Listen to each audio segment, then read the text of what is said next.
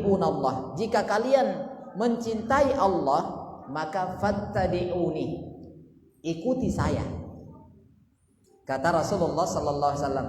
Maka apa yang terjadi ketika kita mengikuti Nabi kita Muhammad sallallahu alaihi wasallam? Yuhibbukumullah, Allah akan mencintai kalian. Terus apa lagi? Wa yaghfir lakum dzunubakum, kemudian Allah akan mengampuni dosa-dosa kalian. Nah, maka lihat ucapan dari sampai akhir ayat ya.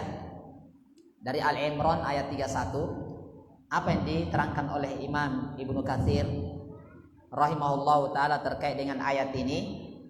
Beliau mengatakan hadhil ayatul karimah, ayat yang mulia ini yaitu surah Ali Imran ayat 31, qul in kuntum tuhibbunallaha fattabi'uni yuhibbukumullahu wa yaghfir lakum dzunubakum.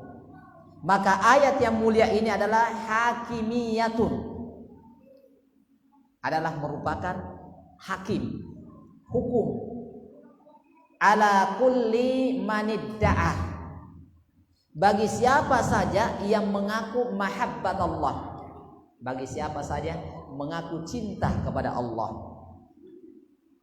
Ini adalah pembuktian cinta kita kepada Rasulullah sallallahu alaihi wasallam. Kalau kalian betul-betul cinta kepada Rasulullah sallallahu alaihi wasallam atau cinta kepada Allah Subhanahu wa taala, berarti kita mengikuti Nabi karena langsung perintah dari Allah. Maka kata Imam Ibnu Katsir, ini adalah ayat yang mulia ini adalah merupakan hakim, merupakan hukum yang menentukan bahwasanya ala kulli manidda'a, bagi siapa saja di kalangan manusia iddaah yang mengaku mahabbat Allah, cinta kepada Allah, bagi siapa saja yang mengaku cinta kepada Allah, walaisa huwa ala tariqatil muhammadiyah, dan dia tidak di atas jalannya Muhammad sallallahu alaihi wasallam. Maka apa yang terjadi jamaah? Coba lihat pengakuan orang yang mengatakan bahwasanya saya cinta Allah, tapi ternyata tidak di atas jalan Nabi kita Muhammad sallallahu alaihi wasallam. Maka apa kata Imam Ibnu Katsir? Fa innahu kadzibun fi da'wah fi nafsil amr. Kata beliau, dia itu dusta dari pengakuan dia. Maka subhanallah jamaah, kalau memang kita mengaku cinta kepada Allah, maka pasti mengikuti Nabi kita Muhammad sallallahu alaihi wasallam. Kalau sekedar mengaku cinta Allah tapi tidak ikut Nabi, maka itu dusta, cinta dusta, atau pengakuan dusta. Karena ini kata Imam Ibnu Katsir. Jadi siapa yang manidda'ah mahabbat Allah, siapa yang mengaku, ini sudah pengakuan, ikrar, mengaku cinta kepada Allah tapi tidak di atas jalan Nabi kita Muhammad sallallahu alaihi wasallam, fa innahu kadzibun, maka dia pendusta, maka dia dusta. Subhanallah. Ini jamaah keras. Ucapan ini, keterangan Imam Ibnu Katsir ini keras ini. Artinya konsekuensi dari pengakuan kita cinta kepada Allah tentunya harus mengikuti Nabi. Kapan tidak, berarti pengakuan kita itu dusta.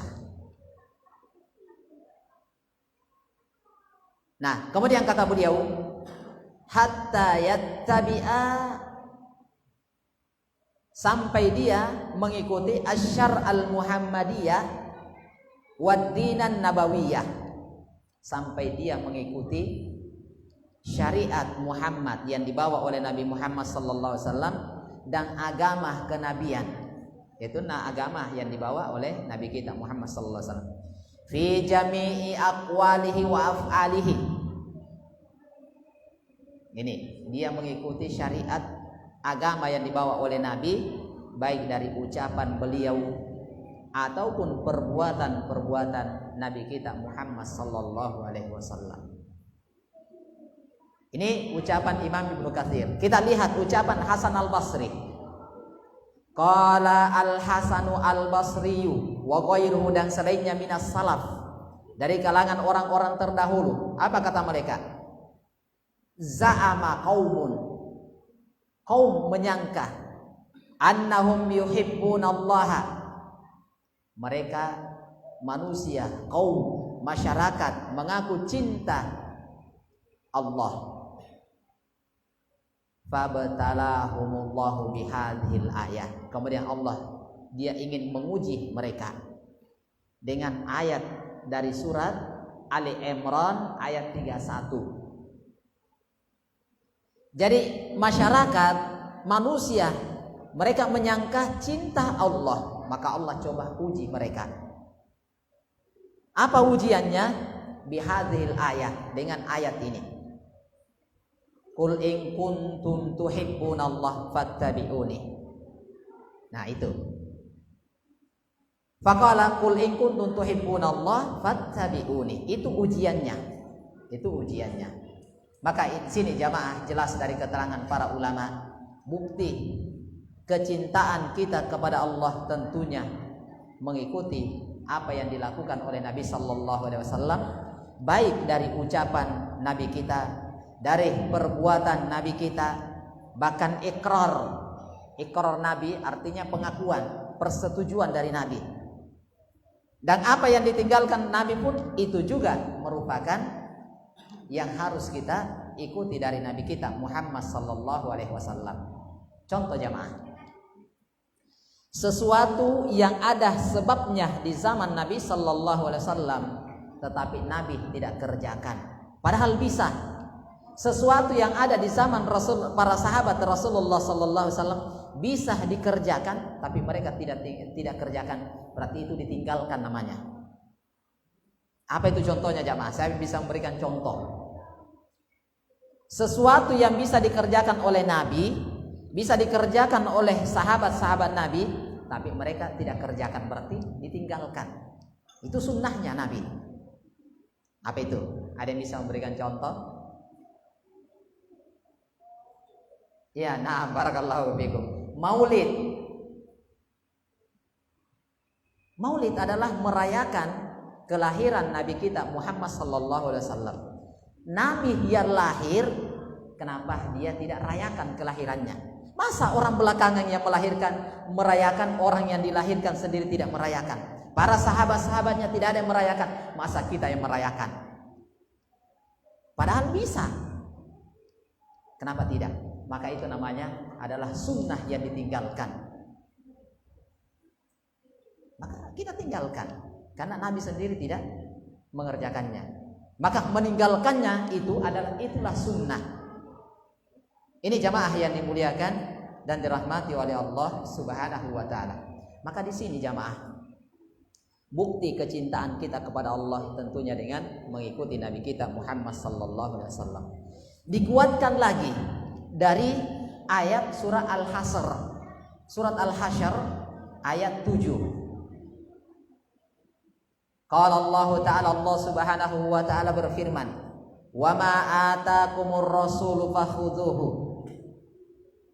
Apapun, wama, apa saja yang datang dari Nabi sallallahu alaihi wasallam, maka ambillah. Wa ma nahakum anhu fantahu. Apa yang dia larang tinggalkan. Wattaqullah, bertakwalah kepada Allah Subhanahu wa taala. Innallaha syadidul iqab. Sesungguhnya Allah Subhanahu wa taala sangatlah pedih siksaannya. Maka coba perhatikan jamaah yang dimuliakan dan dirahmati oleh Allah Subhanahu wa taala. Ini jelas dari ayat ini keterangan apa saja yang datang dari Nabi sallallahu alaihi wasallam maka kerjakan, laksanakan, ambil. Dan apa yang dilarang oleh Nabi, fantahu, tinggalkan. Dalam riwayat yang lainnya, walaupun Syekh di sini tidak menyebutkan, karena sesuatu yang sudah ma'ruf, yang sudah kita kenal adalah keterangan Nabi kita Muhammad sallallahu alaihi wasallam dari hadis Aisyah. Ada riwayat Imamul Bukhari dan ada riwayat Imam Bukhari dan Imam Muslim. Ada riwayat Imam Muslim, apa kata Rasulullah sallallahu alaihi wasallam? Man amila amalan, siapa ya saja, siapapun dia yang melakukan suatu amalan, ma laisa minhu, yang saya tidak mengerjakannya, maka fahuwa raddun mardudun, tertolak. Dalam riwayat yang Aisyah juga disebutkan, man ahdatsa fi amrina hadza, siapa yang membentuk sesuatu yang tidak ada contohnya dari kami, fahuwa raddun, maka itu juga tertolak. Maka di sini dengan ayat ini tentunya saling menguatkan, kalau betul-betul kita cinta kepada Allah, maka ikuti Nabi. Apalagi ada keterangan, apa yang datang dari Nabi ambil, laksanakan, kerjakan, dan apa yang dilarang maka tinggalkan. Maka lihat keterangan Al-Allamah As-Siddi, Syekh Abdurrahman bin Nasir As-Siddi rahimahullahu taala, beliau mengatakan, wa hadza syamilun li usuliddin wa furu'ihi zahirihi wa batinihi. Keterangan ayat ini dalam surah Al-Hasyr ayat 7 adalah beliau menerangkan ini adalah syamil, ini melingkup, mencakup li usuliddin, pokok dasar agama, pondasi agama. Demikian pula furu'ihi, cabang-cabang agama, masuk semua di dalamnya, baik yang nampak maupun yang tersembunyi.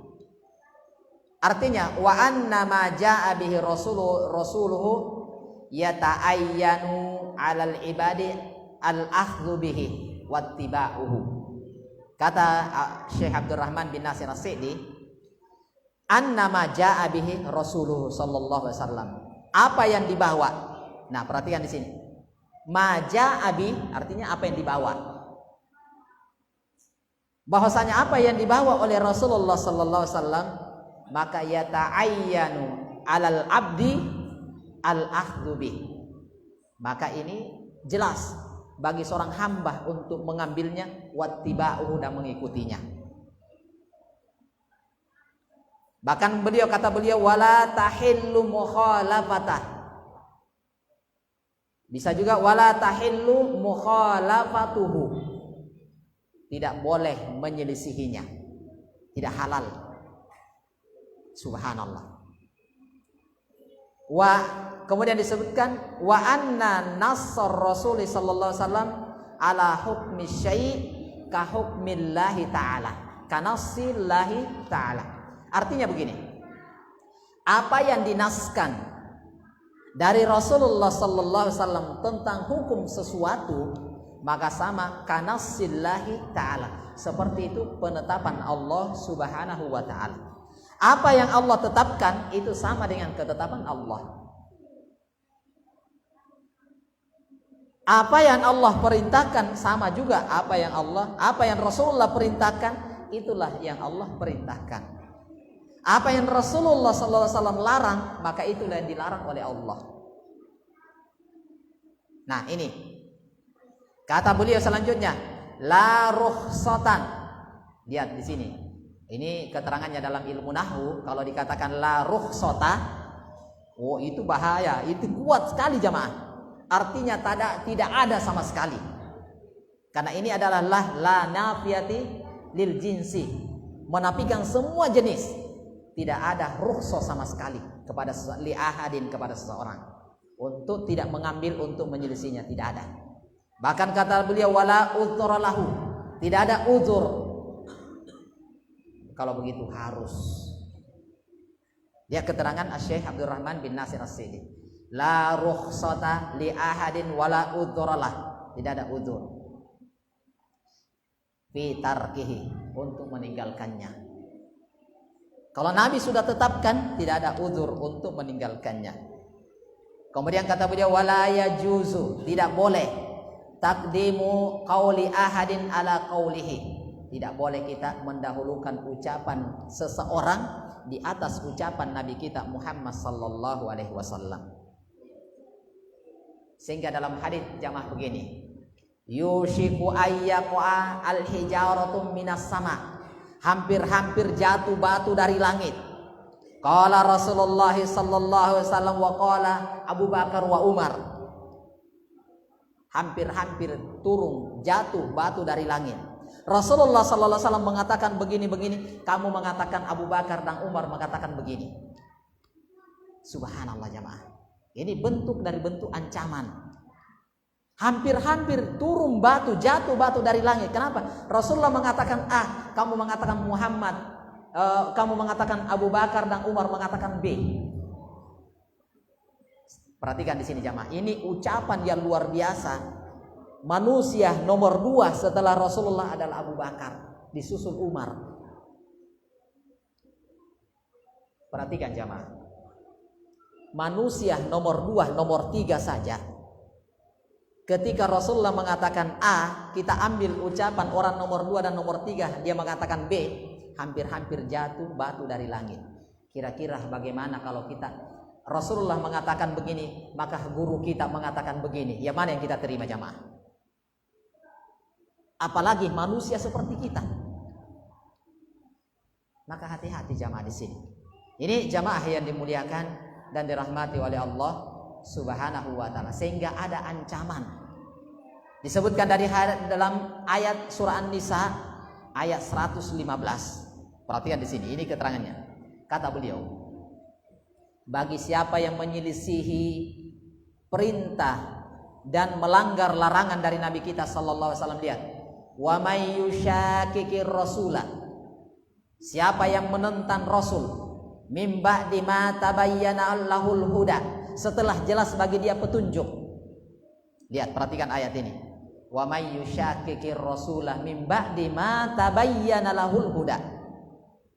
Siapa yang menentang, siapa yang menyelisihi Rasulullah sallallahu alaihi wasallam setelah jelas bagi dia petunjuk. Ini yang benar, ini yang salah. Maka apa yang terjadi? Lihat dulu sebelum kita lanjut. Kata Imam Ibnu Jarir At-Tabari, wa may yushaqiqir rasula ay wa may yubayyinu ar-rasula Muhammadan sallallahu alaihi wasallam muadiyan lahu fayufariqu 'alal adawatilah. Maka artinya adalah orang-orang yang menentang, melawan Nabi kita Muhammad sallallahu alaihi wasallam. Setelah apa? Mim ba'di ma tabayyana lahul huda, setelah datang petunjuk yang jelas, datang kebenaran kepada dia, tetap dia menyelisihinya. Artinya kata beliau, mim ba'di ma tabayyana lahu annahu rasulullah, bahwasanya itu adalah rasul, utusan Allah. Wa anna ma jaa bihi min indillah, bahwasanya apa yang dibawa oleh Nabi itu dari Allah, petunjuk datang dari Allah. Yahdi ilal haqqi, yang memberikan petunjuk kepada jalan kebenaran. Wa ila tariqin mustaqim, dan jalan yang lurus. Tapi ternyata dia tetap menyelisihi. Kata beliau, wayat tabi ghairu sabilil mu'minin, maka dia mengikuti jalan selain jalannya kaum muslimin, kaum mukminin, orang-orang yang beriman. Kata beliau, wayat tabi tariqan ghairi tariqi ahli tasdiq, dia mengikuti jalannya bukan jalannya orang-orang yang benar, yaitu sabilil mu'minin, yaitu jalannya orang-orang mukmin. Bahkan disebutkan yasluku manhajian ghaira manahijihim, bahkan mereka berjalan bukan di atas jalannya orang-orang yang benar. Ini kata Ibnu Jarir At-Tabari. Wa dzalika huwal kufru billah, berarti dia mengingkari kufur kepada Allah Subhanahu wa taala.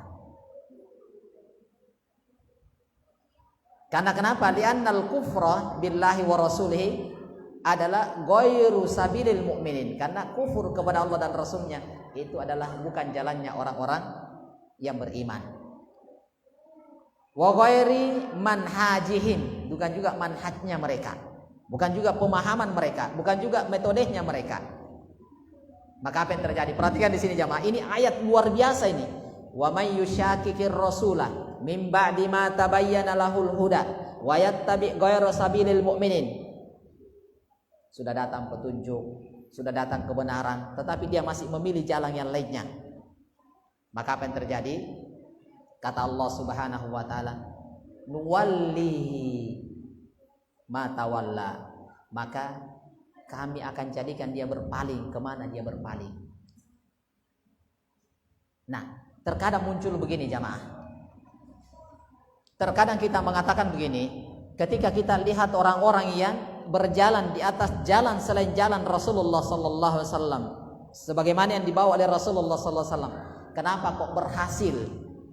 Baik dari sisi dunianya atau yang lainnya, kelihatan berhasil. Hati-hati jamaah. Itu adalah al-istidraj.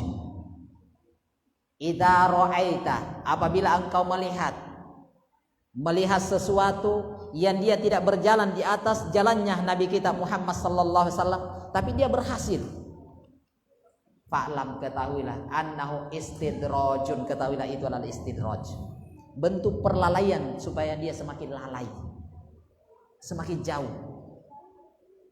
Bukan berarti Allah ridho kepada dia, tidak jamaah, tetapi itu adalah nuwallihi ma tawalla, kami akan palingkan dia kemana dia berpaling.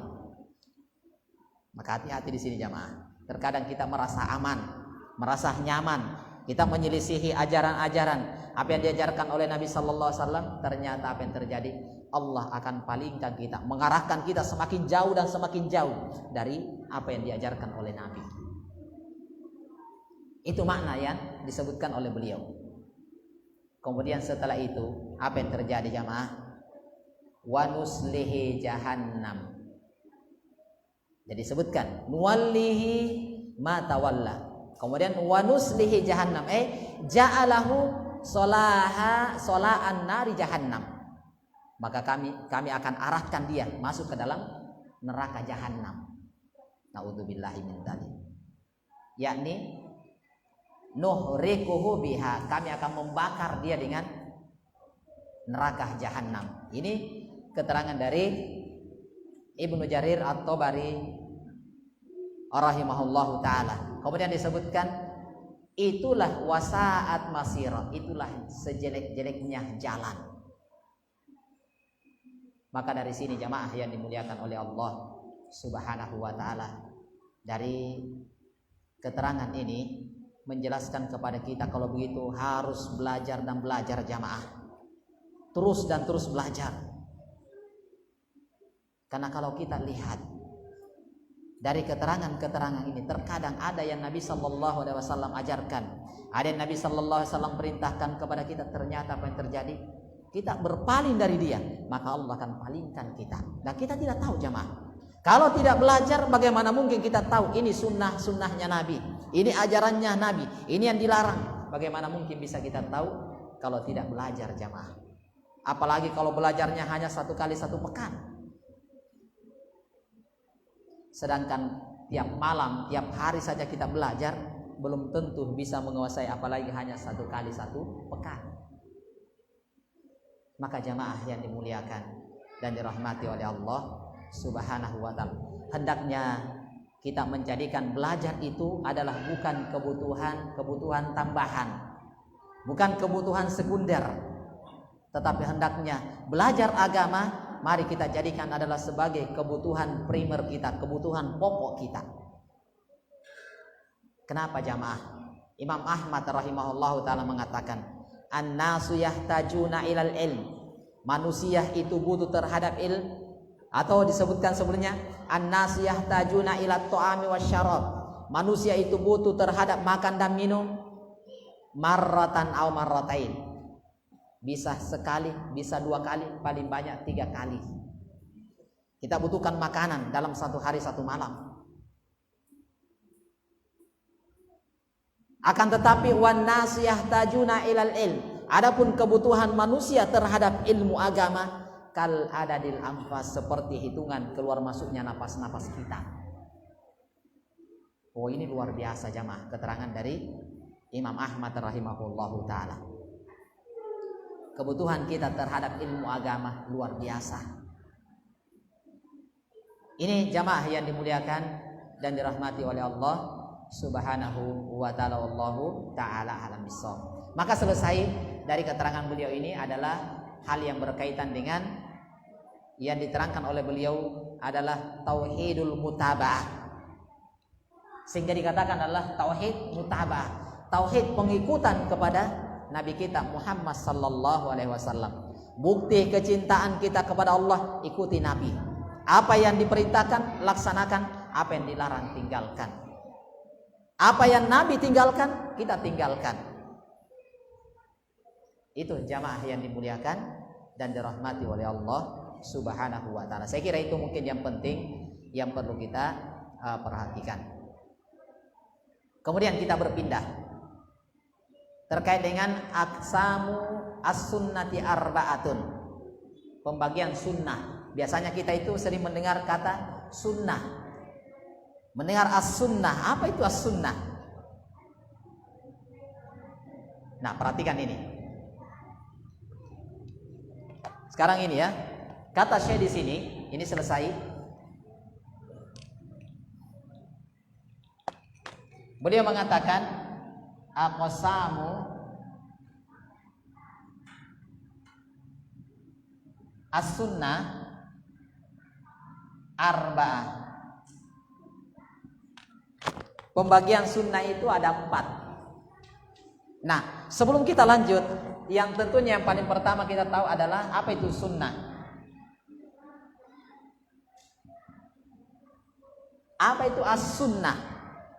Sering kita mendengarkan, as-sunnah ini, ada pondok pesantren as-sunnah ini.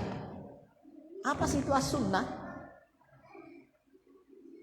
Biasanya kita hanya menyebutkan apa itu as-sunnah. Lihat, as-sunnah lugatan jadi 2. Kita lihat dari sisi bahasa adalah at-thariq.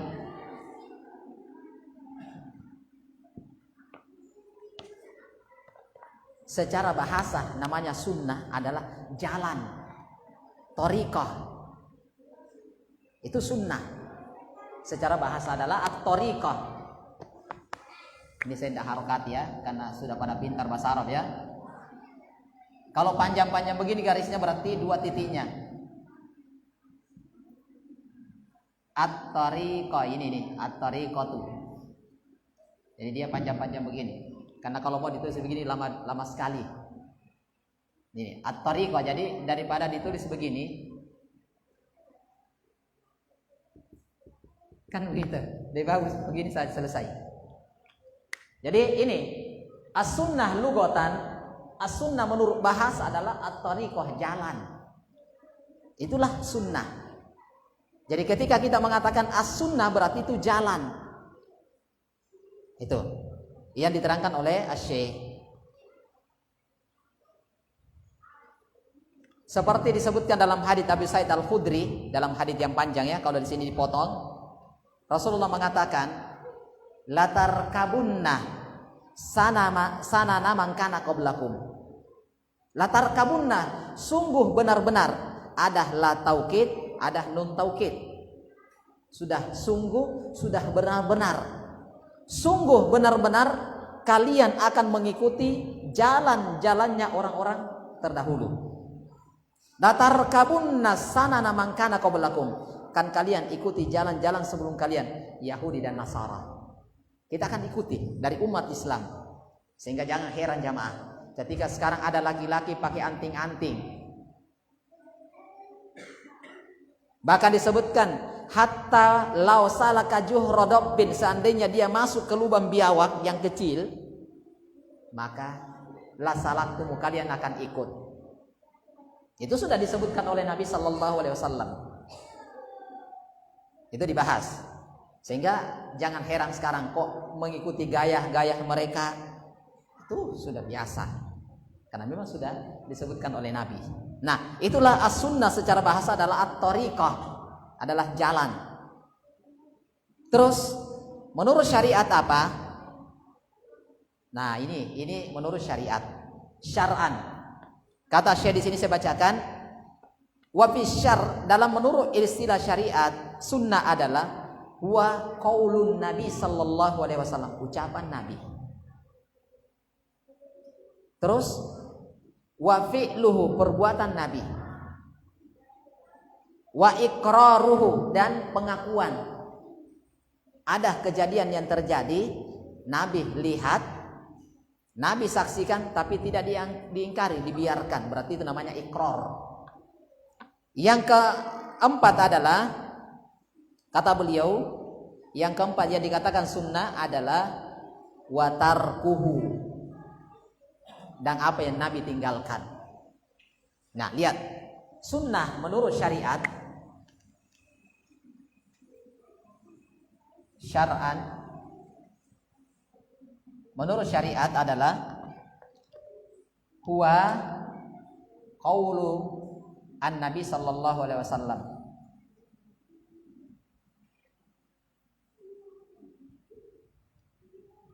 Ini ucapan Nabi kita Muhammad sallallahu alaihi wasallam. Huwa qaulun nabi. Adalah ucapan Nabi kita Muhammad sallallahu alaihi wasallam. Apalagi adalah wa fi'luhu.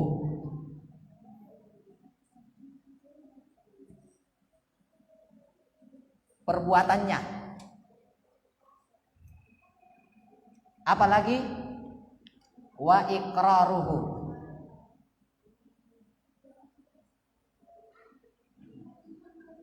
Ikrarnya, pengakuan, persetujuan, ikrar. Yang ketiga adalah, yang keempat adalah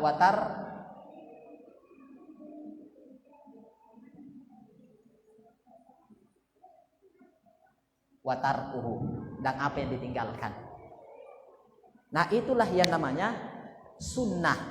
Perhatikan ya, ini antum pahami. Sebenarnya sering kita sebutkan as-sunnah, pondok ini as-sunnah, as-sunnah, as-sunnah. Oh, ternyata jalan. Ternyata as-sunnah itu adalah merupakan qaulun Nabi sallallahu alaihi wasallam, ucapan Nabi. Itulah sunnah. Perbuatan fi'luhu, perbuatannya Nabi, itu sunnah. Ikrarnya Nabi adalah itu sunnah. Dan apa yang ditinggalkan oleh Nabi itu juga adalah sunnah. Paham sampai di sini ya? Mudah-mudahan bisa paham insyaallah taala. Itulah namanya sunnah. Sehingga biasanya disebutkan as-sunnah. Inilah dia. Jalannya Nabi. Apa yang dilakukan oleh Nabi, itulah sunnah. Dari ucapan, perbuatan, pengakuan, serta bahkan sebagian para ulama mengatakan sifat-sifat dari Nabi itu juga sunnah. Akhlak, budi pekerti, itu adalah sunnah. Ini wallahu ta'ala a'lam bis-shawab.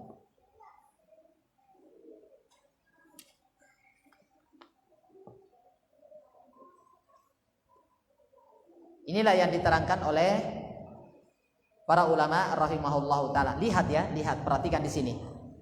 Dari sini itu akan muncul dari ucapannya Nabi, perbuatannya Nabi, pengakuannya Nabi, dan apa yang ditinggalkan itu akan memunculkan hukum. Apa hukum yang bisa muncul? Kata Syekh di sini yang pertama, fatashmalu al-wajib. Ini bisa masuk, muncul dari sini adalah al-wajib. Hukumnya wajib dari sini. Yang kedua adalah terkadang dari sini juga akan muncul yang namanya al-mustahab, sunnah, al-mustahabbu.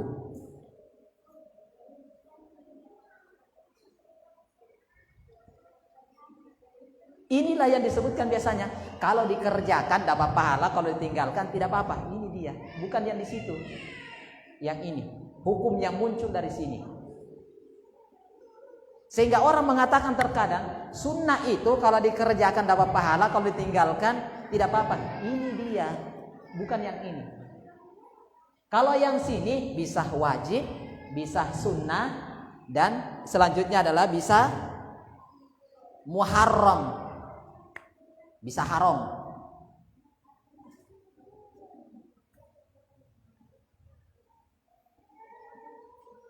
Bisa haram.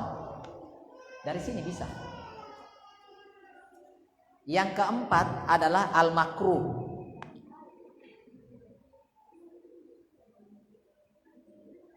Bisa muncul hukum makruh. Makruhu adalah makruh, dibenci. Sebagian para ulama juga menyebutkan, memasukkan adalah mubah. Itu kalau mubah perkara biasa. Tidak usah perlu ada hukum kalau namanya mubah, boleh. Nah ini, ingat, perhatikan ya, ini penting sekali supaya kita bisa memahami apa itu sunnah. Ternyata sunnah adalah jalannya Nabi.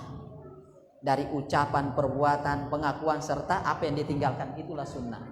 Dan dari sinilah akan mengakibatkan muncul hukum ada yang wajib. Dari sinilah akan menimbulkan hukumnya ada yang mustahab, ada yang namanya sunnah.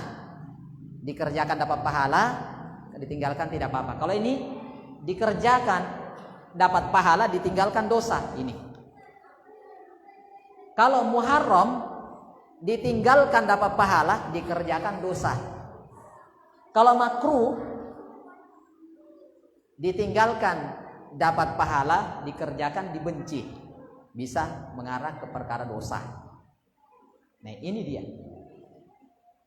Ya, mudah-mudahan bisa paham sampai di situ. Ini dulu dicatat baik-baik supaya nanti tidak salah kaprah, salah paham tentang sunnah.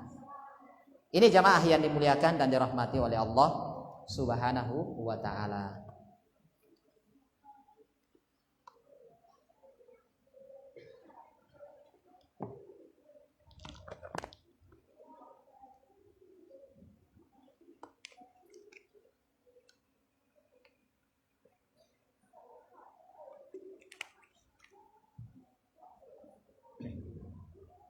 Adapun terkait masalah keterangan yang menyebabkan atau yang disebutkan oleh beliau adalah ucapan Nabi, perbuatan Nabi, kemudian persetujuan Nabi, dan apa yang ditinggalkan, itu semuanya adalah sunnah, akan disebutkan dari ayat-ayat yang sangat banyak, kemudian dari hadits-hadits Nabi kita Muhammad sallallahu alaihi wasallam. Masih ada 4 menit. Mungkin ada yang ingin ditanyakan terkait dengan masalah ini. Ada yang bertanya, masih ada 4 menit. Terkait masalah sunnah ataukah yang lainnya. Jadi terkait dengan sunnah ini. Sunnah itu adalah jalan, thariqah, metode. Itulah sunnah. Sehingga disebutkan ucapannya Nabi itu sunnah, perbuatannya Nabi itu sunnah, ikronnya Nabi itu sunnah, dan apa yang ditinggalkan oleh Nabi itu adalah sunnah. Nah itu. Dan dari sinilah akan menyebabkan munculnya suatu hukum wajib. Ketika Nabi perintahkan, itu jadi wajib. Adapun ketika Nabi hanya mengerjakan tanpa memerintahkan, maka itu hukumnya mustahab. Itulah hukumnya mustahab. Ketika Nabi sallallahu alaihi wasallam melarang, berarti itu hukumnya haram. Sehingga muncullah keterangan kaidah dari kalangan para ulama, apa yang diperintahkan oleh Rasulullah itu yufidul wujub, adalah asalnya berfaedah wajib. Dan apa yang dilarang oleh Nabi dalam larang oleh syariat Al-Quran atau hadis dari ucapan Nabi adalah yufidul tahrim, adalah haram. Ini asalnya. Itu asalnya. Wallahu ta'ala a'lam bissawab. Dan dari sini juga munculnya hal yang dibenci, hal yang dimakruhkan adalah terkait dengan hukum seputar perkara makruh. Dan ini semuanya dibahas dalam pembahasan al-usul fiqh, dalam ilmu usul fiqh. Itu jamaah yang dimuliakan dan dirahmati oleh Allah Subhanahu wa ta'ala. Dan ingat bahwasanya as-sunnah ini, yang dikenal dengan as-sunnah, itu adalah merupakan masdar kedua, undang-undang dasar pokok umat Islam. Yang pertama adalah Al-Quran, kemudian yang kedua adalah as-sunnah, yaitu ucapannya Nabi, perbuatannya Nabi, pengakuannya Nabi, dan apa yang ditinggalkan oleh Nabi. Itulah sunnah. Dan nanti akan dijelaskan jamaah nanti bahwasanya Al-Quran itu membutuhkan as-sunnah. Itulah hadis. Ada hal yang disebutkan di hadis tidak ada dalam Al-Quran. Kalau tidak ada dari hadis, maka tidak jelas dari ayat Al-Quran itu. Contohnya apa jamaah? Ada yang bisa sebutkan? Ada dalam Al-Quran tapi tidak lengkap, hanya sekedar isyarat. Masalah wudu. Nah, barakallahu fikum, satu wudu. Yang ada dalam sholat ayat itu adalah faghsilu wujuhakum wa aydiyakum ilal marafiq wamsahu biru'usikum wa arjulakum. Kemudian masalah mencuci kaki 4. Mana telinga, mana kumur-kumur, tidak ada. Itu disebutkan dari hadis. Terus apa lagi? Sholat. Coba cari dari ayat dari Al-Fatihah sampainya An-Nas yang menjelaskan sholat. Yang ada aqimus sholat. Tapi tata caranya di mana? Di hadis. Zakat di mana? Di hadis. Sehingga ini satu kesatuan adalah setelah Al-Quran, maka sunnah ini adalah urutan kedua. Sehingga di zaman sekarang ini ada orang-orang yang pemegang hadis terbanyak, dia ingin menjatuhkan, menghancurkan. Kalau dia dihancurkan, maka hadis-hadis banyak yang akan ditolak. Ada yang pernah dengar siapa di antara kalangan para sahabat yang paling banyak meriwayatkan hadis? Al-muktsiruna fi riwayatil hadis. Siapa dia? Naam, Abu Hurairah, barakallahu fikum. Adalah Abu Hurairah. Kenapa ada orang yang berusaha menjatuhkan Abu Hurairah? Abu Hurairah itu begini-begini. Karena dia yang paling banyak hadis sampai kepada kita. Walaupun ada di atasnya, tapi tidak banyak hadisnya sampai kepada kita. Abu Hurairah yang ada. Sehingga qala an Abi Hurairah, an Abi Hurairah, an Abi Hurairah, an Abi Hurairah radhiyallahu an. Kalau Abu Hurairah dihancurkan, maka sekian ratus ribu hadis yang bisa hancur. Maka hati-hati jamaah sekarang. Jamaah yang dimuliakan dan dirahmati oleh Allah Subhanahu wa taala, ini dulu sedikit, nanti kita sebutkan insyaallah taala, kita akan jelaskan sunnah secara detail insyaallah taala di fi maqamihi, di tempatnya insyaallah taala. Ini hanya beliau sekedar pendahuluan, mengantar untuk ke jenjang-jenjang selanjutnya. Yang kita inginkan adalah adanya tahsil, belajar secara bertahap dan bisa menyelesaikan pembahasan. Itu yang kita harapkan. Wallahu ta'ala bissawab. Ini yang bisa kita sebutkan sedikit dari keterangan Syekh rahimahullahu ta'ala. Wallahu ta'ala bissawab. Subhanakallahumma rabbana wa bihamdik, asyhadu an la ilaha illa anta, astaghfiruka wa atubu ilaik. Assalamualaikum warahmatullahi wabarakatuh.